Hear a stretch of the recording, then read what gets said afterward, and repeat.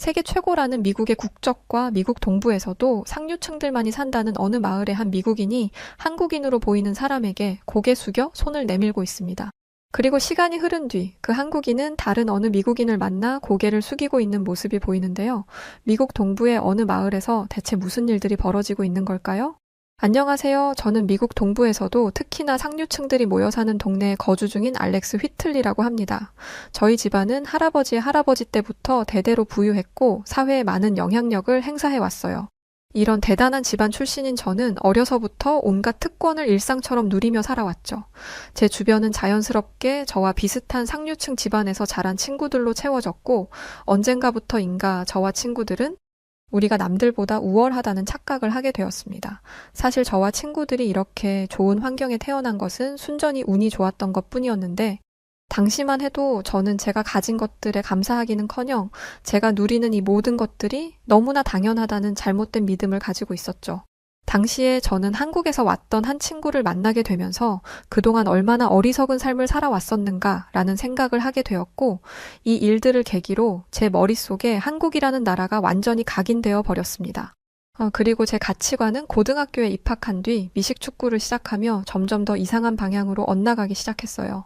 주기적으로 운동을 하다 보니 저는 남들에 비해 큰 키와 넓은 어깨라는 우월한 신체를 갖게 되었는데 그러던 어느 날 놀리기 딱 좋은 먹잇감이 눈에 들어오더군요. 그건 바로 저와 같은 학교에 다니고 있는 태국 출신의 아난이라는 남자애였죠. 제가 아난을 먹잇감으로 찍은 이유는 하나였어요. 아난은 백인들보다 체격이 훨씬 왜소했고 그만큼 만만해 보였기 때문이었죠. 저는 백인 친구들을 선동해서 재미삼아 아난을 괴롭히기 시작했어요. 처음에는 아난이 무슨 말을 할 때마다 내 발음이 너무 나빠서 도무지 뭐라고 하는지 알아들을 수가 없어 라고 말하며 그를 조롱했어요. 사실 아난은 부모님만 태국인일 뿐 미국에서 태어나 쭉 미국인으로 자란 친구였기 때문에 그의 발음이 나쁘다는 것은 순 억지에 불과했지만 저희는 그런 사실과 상관없이 그냥 아난을 괴롭힌 거죠. 그렇게 괴롭힘이 이어지던 어느 날 참다 못한 아난은 저희에게 이렇게 소리를 질렀어요. 태국은 동남아시아에서 가장 부유하고 외세의 군화발에 한 번도 짓밟힌 적 없는 자랑스러운 나라야. 함부로 태국을 무시하지 마. 그렇게 말하며 아난은 서럽게 울었어요. 하지만 저와 친구들은 계속해서 아난을 비웃었죠. 동남아시아에서 가장 부유해봤자 거지 같은 나라인 건 사실이잖아. 난 태국이 어디에 붙어있는 나라인지도 모르는데? 저희는 조롱하며 큰 소리로 웃어댔고 아나는 고개를 푹 숙인 채 아무런 대꾸도 하지 못하고 눈물만 흘릴 뿐이었죠. 또 어느 날은 학생 식당에서 점심을 먹는데 어디선가 처음 맡아보는 음식 냄새가 나더군요. 돌아보니 역시나 아난이 태국 음식 똠양꿍을 점심으로 싸와서 먹고 있었고 저와 친구들은 안 그래도 심심하던 차에 잘 걸렸다고 생각하며 아난에게 몰래 다가갔어요. 그리고는 아난의 도시락을 엎어버렸죠. 음식이 쏟아지며 아난이 앉아있던 자리는 순식간에 엉망이 되어버렸고 이게 무슨 짓이냐며 소리치는 아난을 보며 저와 친구들은 미안함을 느끼기는커녕 배꼽을 잡고 웃어댔어요. 그러면서 이렇게 말했죠. 미안. 그거 내 점심이었어? 나는 하도 냄새가 고약하길래 쓰레기인 줄 알았지. 그렇게 저희는 일부러 보란 듯이 코를 막으며 아난을 놀려댔고 결국 아난은 점심도 제대로 먹지 못하고 식당을 떠나야 했습니다. 이런 일들이 계속 반복되자 얼마 못 가 아난은 전학을 가게 되었죠. 지금 돌이켜 생각해보면 저와 친구들이 저지른 일들이 너무 끔찍하게 느껴지고 저의 지난 시간들이 죄스러울 뿐이지만 당시에 저는 그게 잘못이라는 자체를 알지 못했어요. 오히려 그때는 우리 백인이 덜 떨어진 아시아인을 괴롭히는 일쯤이야 별것 아닌 것으로 여겼죠.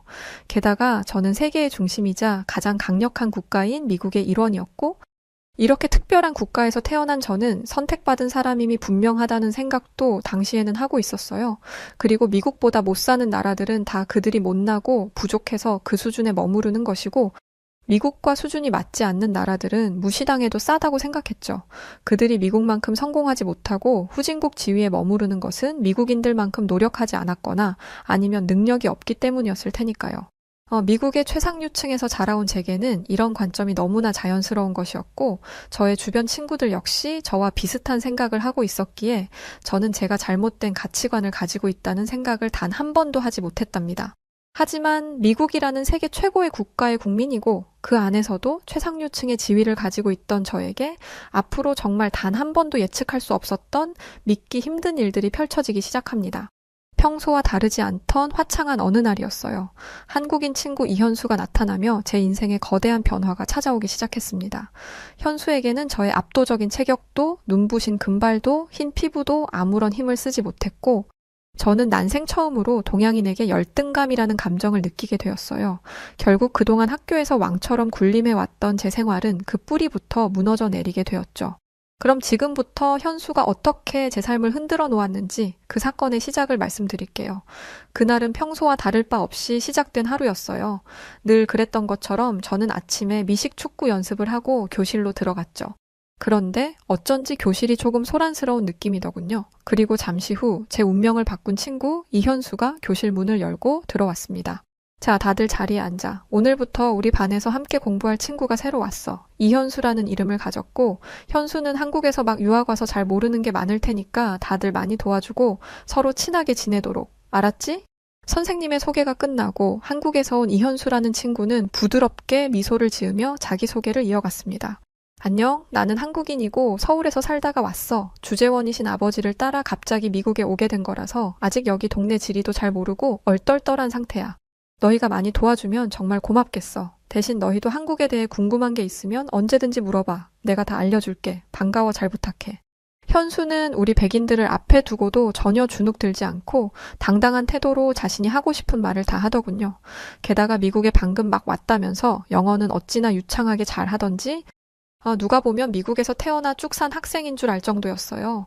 그리고 동양인 주제에 저희 백인보다 더 흰 피부를 가지고 있는 거 하며 묘하게 귀티나는 아우라까지 뿜어내는 현수를 보며 저는 왠지 모르게 기분이 나빠졌습니다.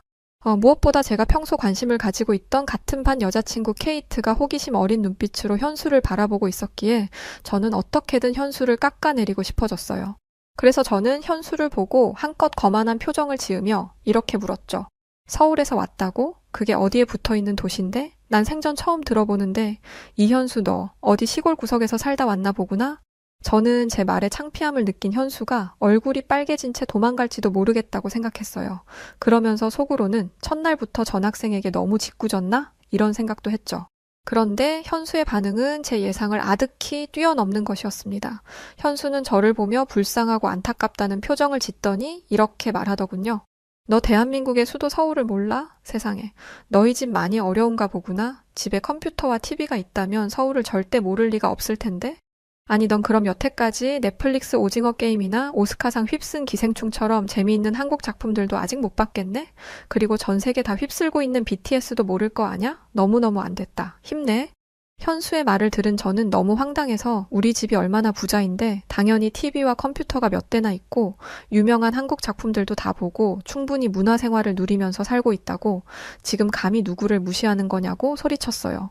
그러자 현수는 이상하네. 그런데 왜 서울을 모르지? 라고 말하며 고개를 갸웃거리더니 다시 한번 저를 불쌍하게 바라보며 이렇게 말하더군요. 너 혹시 머리가 나빠? 기억력이 너무 안 좋아서 어떤 정보를 보고 들어도 얼마 못 가 잊어버리는 그런 타입인가? 그럼 너 공부도 되게 못하겠구나? 안 됐다, 정말. 한국에서 왔던 이현수라는 친구는 얄밉게도 말을 정말 잘했었어요. 현수의 말에 같은 반 친구들이 키득거리며 저를 보고 웃기 시작했고 저는 이렇게 모욕적인 경험은 난생 처음이라 빠르게 대처하지 못하고 얼굴만 붉히고 있었죠. 그러자 케이트가 제게 다가오더니 저를 한심하게 바라보며 이렇게 말했습니다. 더 창피당하지 말고 이제라도 빨리 현수에게 사과해. 한국에 대해 일부러 모른 척하며 널 무시해서 미안하다고 말이야. 케이트의 일침에 반 친구들은 더 큰 소리로 웃으며 저를 부끄럽게 만들었고 모멸감과 수치심에 참을 수 없어진 저는 서둘러 교실 밖으로 뛰쳐나가 버렸죠. 그렇게 현수가 전학 온 첫날부터 제 자존감에는 금이 가기 시작했어요. 하지만 이것은 시작에 불과했죠. 시간이 흐를수록 현수는 특유의 친화력과 귀티나는 외모를 바탕으로 점점 더 많은 친구를 사귀어 나갔고 저는 현수에게 관심을 보이는 친구들을 보며 여태까지 느껴본 적 없는 감정들을 느껴야만 했어요. 그건 바로 질투와 불안함이었죠. 그리고 이런 감정들은 어느 순간부터 현수에 대한 적개심으로 바뀌기 시작했습니다.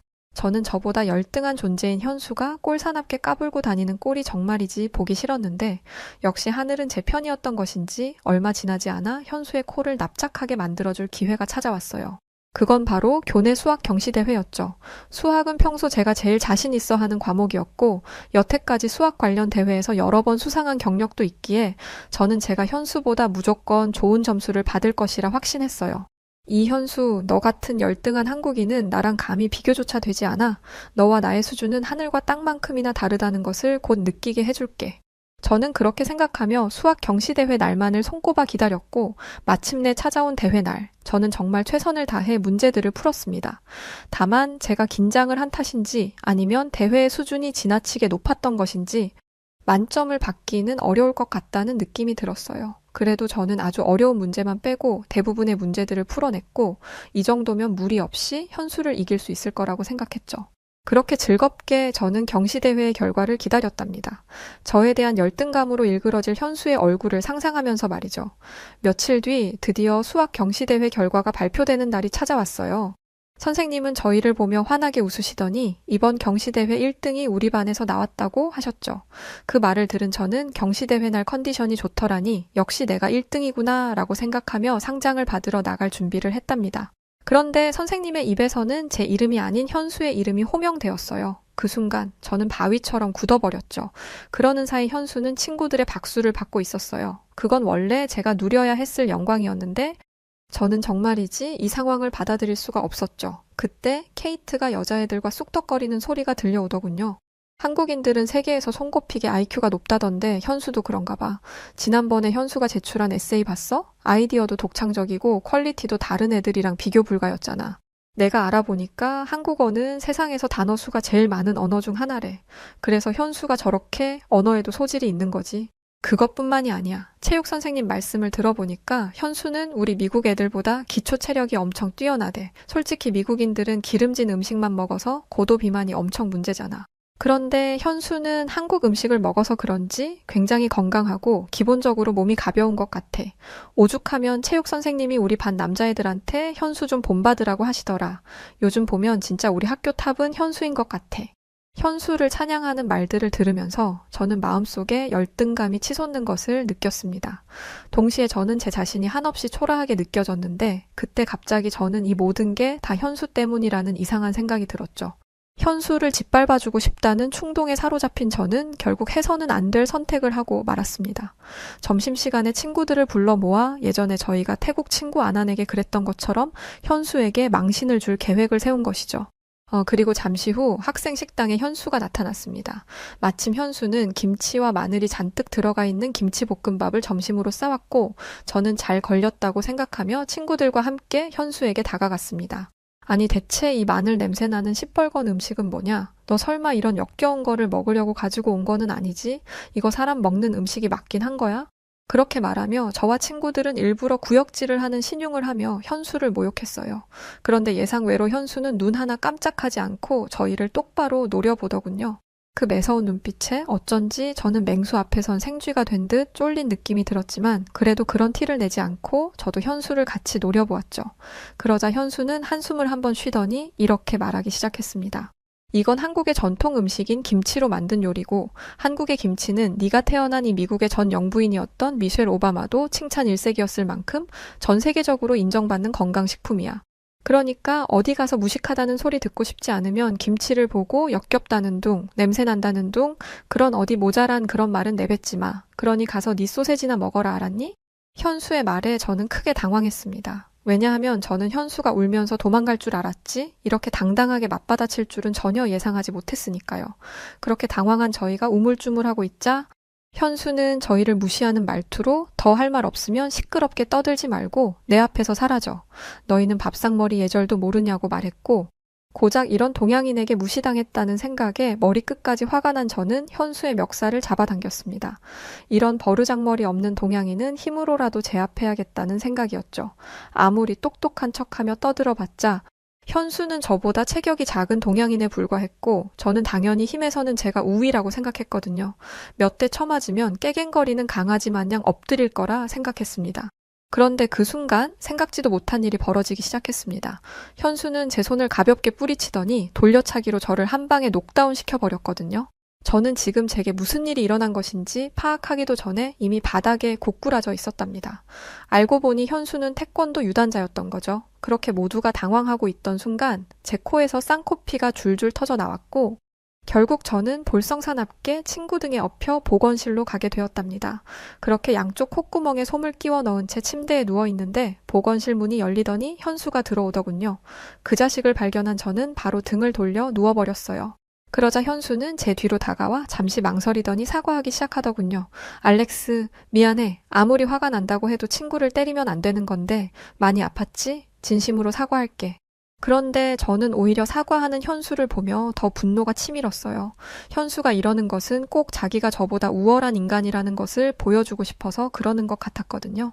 물론 이건 저만의 착각에 불과했지만 당시 백인 우월주의로 똘똘 뭉쳐 있었던 저는 눈에 뵈는 것이 없었죠.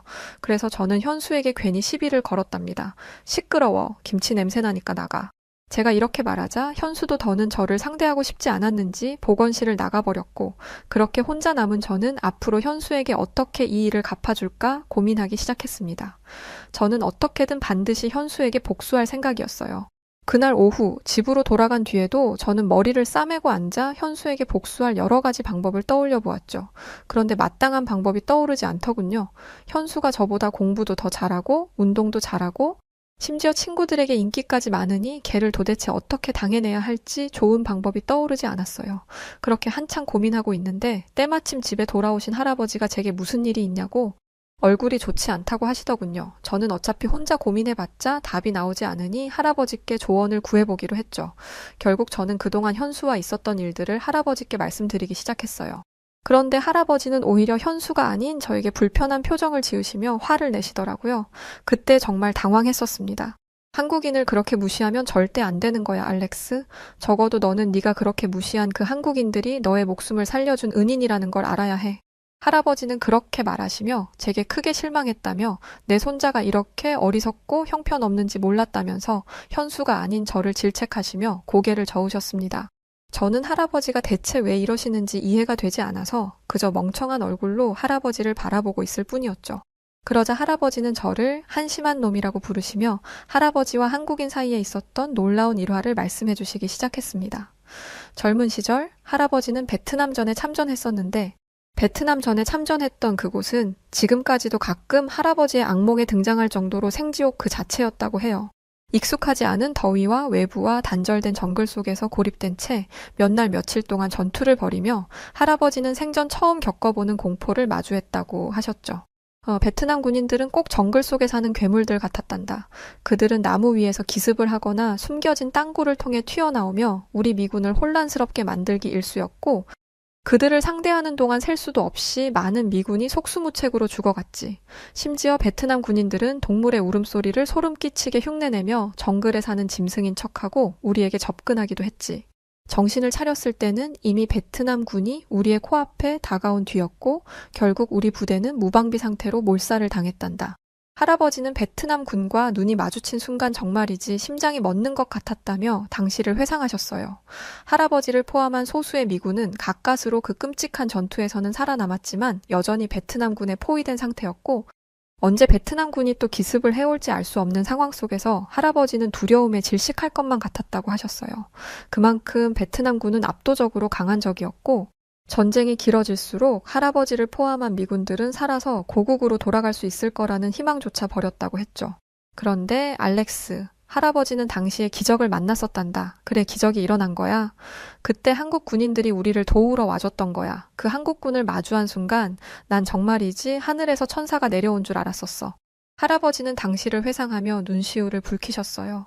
할아버지의 얼굴에는 한국에 대한 감사와 존경이 가득 담겨 있다는 게 느껴질 정도였습니다. 한국군은 곧바로 신속하게 적군을 제압하기 시작했고 그렇게 한국이 베트남전에 합류한 지 단 며칠 만에 전쟁의 양상은 완전히 바뀌어버렸단다.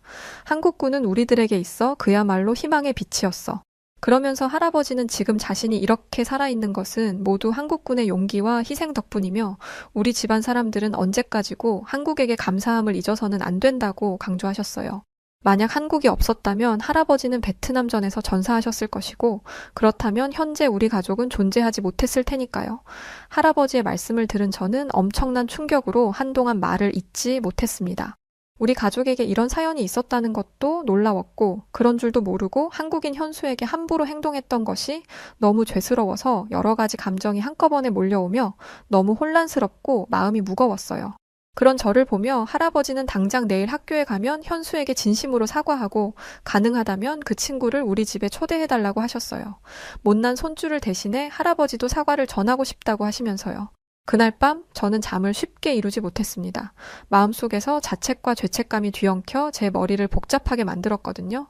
결국 저는 한숨도 자지 못하고 뜬 눈으로 밤을 지새워야 했죠. 그렇게 다음날 아침이 찾아오고 저는 무거운 마음을 안고 학교로 향했습니다. 그리고 학교에 도착하자마자 즉시 현수를 찾았죠. 저를 본 현수는 뚱한 얼굴로 오늘은 또 무슨 시비를 걸려고 하냐고 하더군요. 그동안 제가 현수에게 해온 짓이라고는 조롱과 멸시뿐이었으니 어쩌면 현수의 이런 반응은 당연한 것이었습니다. 그래서 저는 두말하지 않고 현수의 앞에서 손을 내밀면서 사과했습니다. 그러자 현수는 두 눈을 크게 뜨며 깜짝 놀라서 저를 가만히 바라보더군요. 저는 그런 현수를 향해 진심을 담아 이렇게 말했습니다.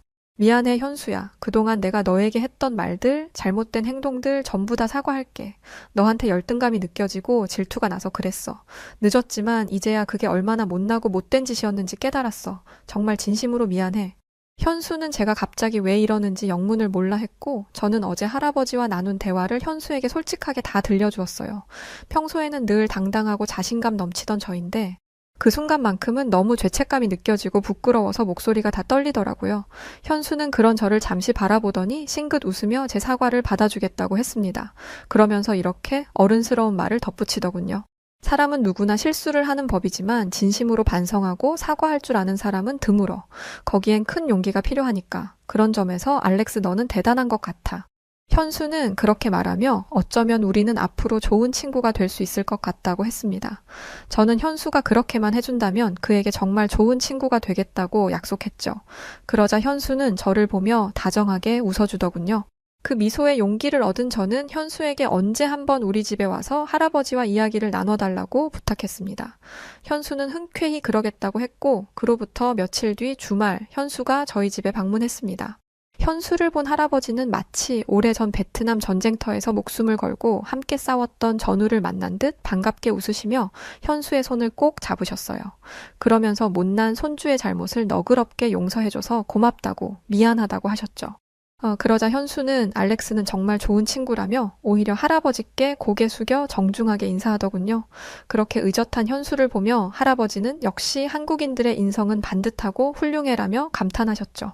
사실 생각해보면 현수는 처음부터 이렇게 좋은 친구였는데 저는 왜 그렇게 현수를 미워하고 질투했는지 모르겠어요. 정말이지 생각하면 생각할수록 예전에 제가 어리석고 한심스럽게 느껴질 뿐이랍니다. 현수의 너그러운 마음과 할아버지의 꾸지람 덕분에 이제라도 정신을 차렸으니 그나마 다행이랄까요. 그날 이후 저는 현수와 더욱 가깝게 지냈고 서로를 존중하는 좋은 친구 사이가 되었답니다. 그런데 현수와 친하게 지낼수록 마음의 가시처럼 자꾸 걸리는 일이 있었는데 그건 바로 예전에 제가 태국 친구 아난을 괴롭혔던 일이었죠. 아무리 지금처럼 정신 차리기 전의 일이었다지만 그건 명백한 제 잘못이었고 저는 이제라도 제 잘못을 바로잡는 것이 맞다는 생각을 하게 되었어요. 아난에 대한 일을 들은 현수 역시 이제와 늦었으니 어쩔 수 없다고 생각하지 말고 반드시 아난에게 사과를 하라고 강력하게 말했죠. 며칠 뒤 결국 저는 아난의 SNS를 통해 진심으로 사과하는 메시지를 보냈고 만약 허락해준다면 만나서 직접 사과하고 싶다고 했어요. 그동안 제가 얼마나 잘못된 길을 걷고 있었는지 내 모자란 언행 때문에 아난 네가 얼마나 상처받았을지를 생각하면 너무 미안하고 입이 10개라도 할 말이 없다는 말도 덧붙였죠. 처음에 아난은 제 메시지에 답을 해주지 않았어요. 하지만 저는 몇 번이고 진심을 담아 아난에게 사과를 했고 제가 답이 없던 사과의 메시지를 반복해서 계속 보내자 얼마 후 고맙게도 아난은 제게 짧은 답장을 해주었어요. 아직은 너를 완전히 용서하기는 어렵지만 그래도 네가 반성하고 있다는 말은 진심이라고 믿어. 우리 나중에 조금 더 시간이 지난 뒤에 보자. 아난의 답장을 보는 순간 저는 지난날에 대한 후회로 뜨거운 눈물을 흘렸습니다.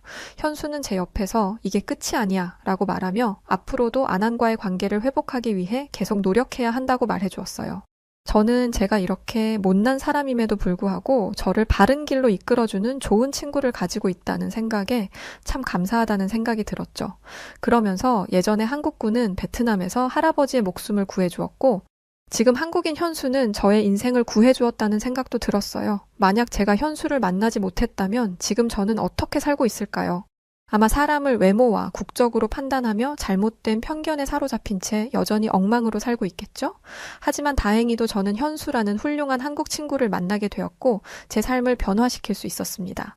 이제는 과거에 불량 학생으로 지냈던 알렉스는 더는 없어요. 요즘 저는 현수를 본받아 성실하게 공부하고 건강한 음식을 먹으며 한 단계 더 나은 인간이 되려 노력하고 있거든요. 현수의 옆에서 현수를 닮아가다 보면 언젠가 분명 저는 완전히 달라져 있을 거라고 믿어요. 저는 현수의 앞에서 다시는 다른 사람을 무시하지 않고 존중하며 살겠다는 다짐을 했고, 현수는 그런 저를 보더니 아주 인상적인 제안을 한 가지 했습니다. 그건 바로 고아원 봉사였죠. 주말마다 고아원에 가서 그곳에 있는 다국적 어린이들을 돌보며 저는 말로만 하는 다짐이 아닌 행동으로 실천하는 성장이 무엇인지를 배우고 있답니다. 물론 이건 모두 현수 덕분에 가능한 일이었죠. 마지막으로 제 고마운 친구 현수에게 이 자리를 빌려서 인사를 전하고 싶어요. 현수야, 얼마 전에 우연히 이런 채널이 있다는 것을 알게 되어서 너한테 내 마음을 전하고 싶어서 이렇게 글을 남겨. 너와 친구가 되고 함께 많은 시간을 보내면서 나는 정말 많은 것을 배웠어. 너같이 좋은 친구를 만난 게 얼마나 좋고 감사한지 몰라. 앞으로 너에게 배운 대로 좋은 사람, 좋은 친구가 되도록 할게. 우리 우정 영원히 변치 말자. 친구야. 끝으로 저에게 현수라는 좋은 친구를 알게 해준 한국과 한국 여러분들께도 감사의 인사를 전하며 저의 이야기는 여기서 마치도록 하겠습니다. 여러분, 오늘 하루 행복하게 보내세요.